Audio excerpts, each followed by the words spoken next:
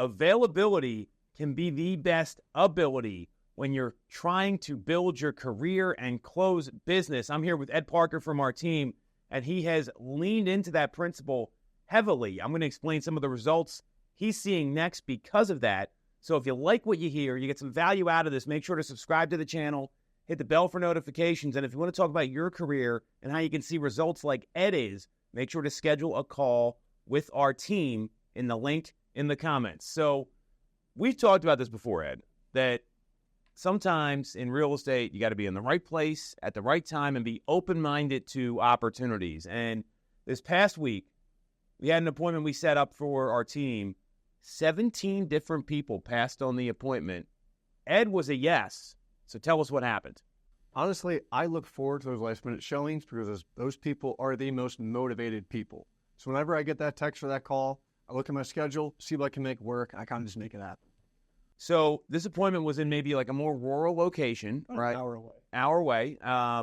And I think you were at the gym when we reached out to you. So what's your mindset around these things? Because, I mean, the appointment was set up. There was some qualifying, obviously. What's your mindset going into this? Because I think a lot of people, they're like, oh, they can't be serious. They're not just looking like that. And in fact, you ended up selling the house. Actually, I look at it differently. When people call in last minute, especially the call-ins, they're the most motivated people because they want to see it that day. They see I just hit the market, and they're motivated. And that's exactly what happened. We were there for about an hour and a half, walking 7 acres, going over things, talking about the process, what we like about the house, what he can do with it, and kind of where the offer could go, and what we're willing to lose the home at. And at the end of the day, we got under contract the next day. So you're meeting this person for the first time.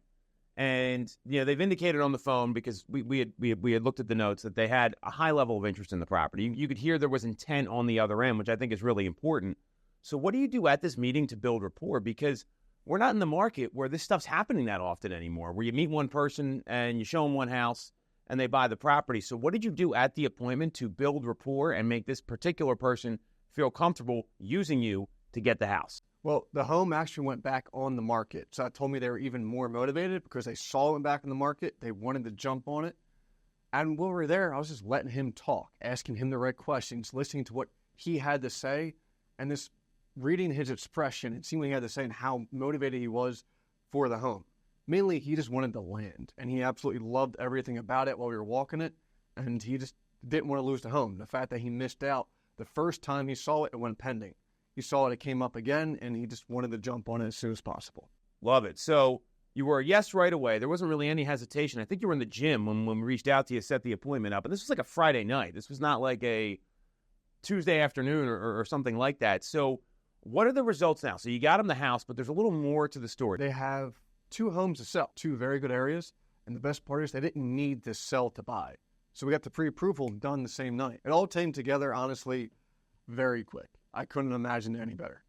So for the folks that are maybe like a little hesitant, or they judge the prospect, or they're just not a yes, what advice do you have for people? Because obviously this is not just one sale. This is going to be 2 or 3 sales, depending on how this plays out.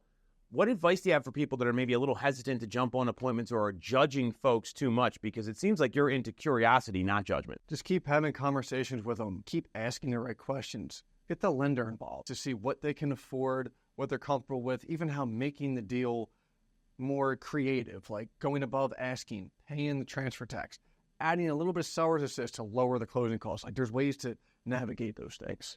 So ask questions, get out of judgment, into curiosity, and just be available, right? I mean, I think that's a great point. Like, you're trying to do sales. So, I mean, right now, when you're getting started anything, you just want to be a yes. So great stuff, Ed. This guy is one to watch here. You want to get in touch with Ed. You need help with your real estate needs. You can connect with him here. Thanks for coming on, my man.